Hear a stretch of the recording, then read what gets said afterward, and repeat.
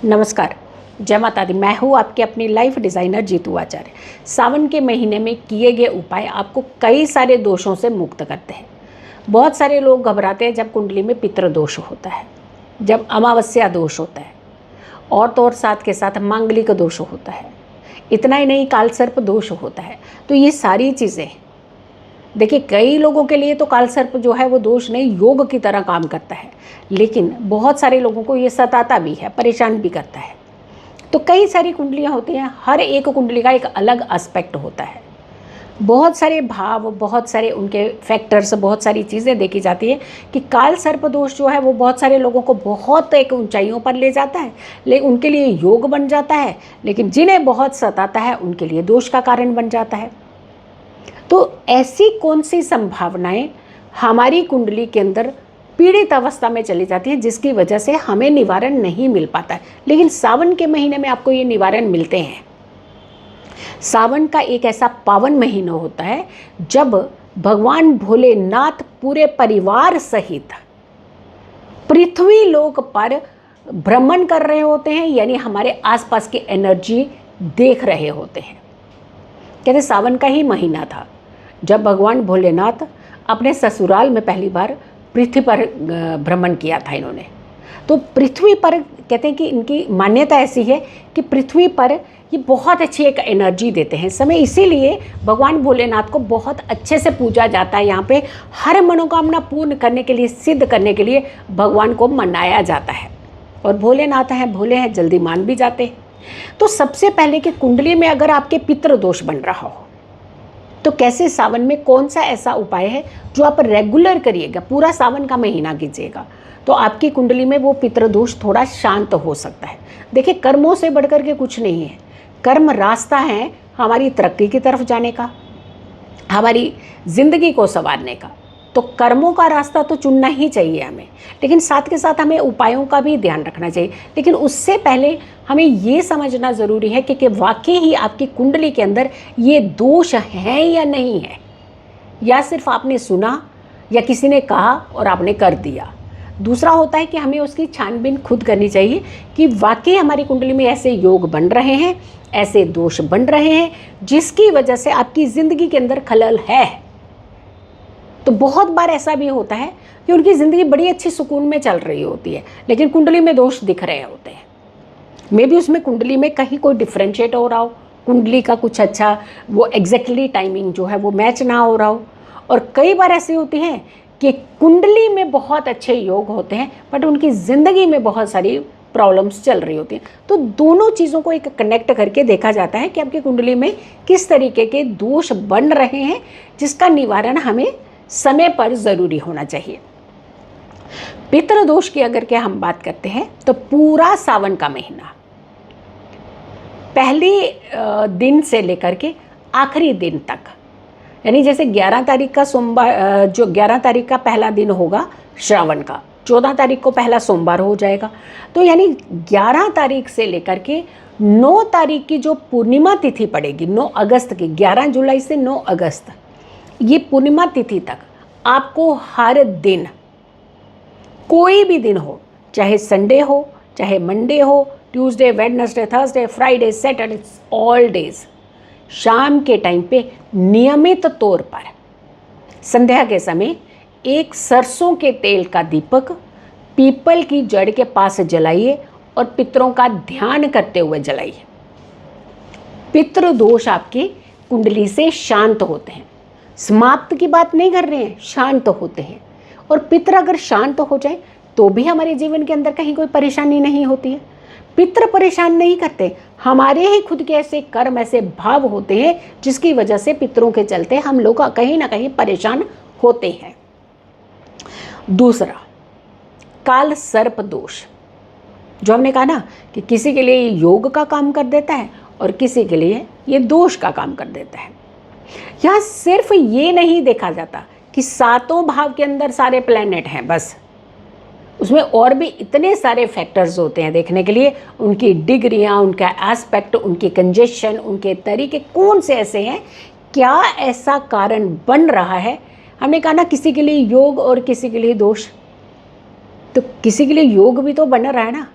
तो क्या ऐसी संभावनाएं आपकी कुंडली के अंदर बन रही हैं जिसकी वजह से, तभी कहा जाता है कुंडली देखना, दिखाना, समझना, जानना ये बहुत ज़रूरी होता है। तो ये अवेयरनेस है। ज्योतिष कभी डराता तो है ही नहीं है। अब मालूम नहीं कि आप डर रहे हैं, किन कारणों से डर रहे हैं, तो लेकिन डरना नहीं है। संभावनाएं बहुत अच्छी होती हैं। ज्योतिष में संभावनाएं होती हैं, तो कैसी संभावनाएं बन रही हैं ये जानना ज़रूरी है। कि सर्प दोष अगर आपकी कुंडली में है तो आप सावन के महीने में इस उपाय को ज़रूर कीजिएगा। जितने सोमवार पड़े, 4 सोमवार, और दूसरा नाग पंचमी, तीसरा जो शिवरात्रि सावन की आएगी वो, ये, और एक अमावस्या 4 सोमवार, शिवरात्रि और नाग पंचमी, इन सारे समय में एक एक नाग नागिन का जोड़ा लेकर के आपने शिवलिंग पर ज़रूर अर्पित करना है। पितृ दोष तो आपको मुक्ति दे देगा, जैसे हमने पूजा विधि विधान बताए, लेकिन काल सर्प दोष आपको मुक्ति देगा और शांत होगा आपकी कुंडली में। आपके लिए एक योग का कार्य करने लगेगा, ना कि दोष का कार्य करेगा। तो आप इस उपाय को कीजिएगा, लेकिन चांदी का ही बना करके आप ये अर्पित कीजिएगा। अब मांगलिक दोष की बात करते हैं। हर कोई मांगलिक दोष से डरता है, बहुत डरता है। देखिए, अब इसको आप डर समझिए या अवेयरनेस समझिए, हमें बिल्कुल इसे समझना चाहिए। 100% हमें समझना चाहिए, लेकिन इस डर को इतना ज़्यादा आपने बढ़ा दिया है कि जैसे हम कि पता नहीं कि जान माल के लिए खतरा हो गया है। अब नियत है ना, कैसी भी हो सकती है किसी की भी। तो यहाँ पे हम जान माल के खतरे की बात नहीं करते हैं। हाँ, इसकी पीड़ा ज़रूर होती है रिश्तों के अंदर, और किस हद तक इसकी पीड़ा होती है वो समझना ज़रूरी है। लेकिन यहाँ पे वो फैक्टर नहीं हम बता रहे हैं, हम ये बता रहे हैं कि अगर आपकी कुंडली में मांगलिक दोष है तो 4 सोमवार आपने एक पीले रंग के कपड़े में एक नारियल और साथ के साथ बेल पत्ते, और ये बेल पत्ते आपने गिनने नहीं हैं, जितने आपके हाथ में आए उतने डाल देने हैं, और ये आपने भगवान भोलेनाथ को अर्पित करने हैं। हर सोमवार, जितने 4 सोमवार पड़ेंगे, 4 सोमवार आपने इस उपाय को ज़रूर करना है। इससे मांगलिक दोष थोड़ा शांत होता है, और एटलीस्ट आपके आगे एक सामने एक विजन समझ में आएगा। जब आप कुंडली बताएंगे तो आप एक अच्छी संभावनाएं देखेंगे। कई बार क्या होता है, हमारे ग्रह इस कदर पीड़ित तो होते हैं कि सामने डॉक्टर होते हैं लेकिन हम अपना इलाज नहीं करवा पाते हैं।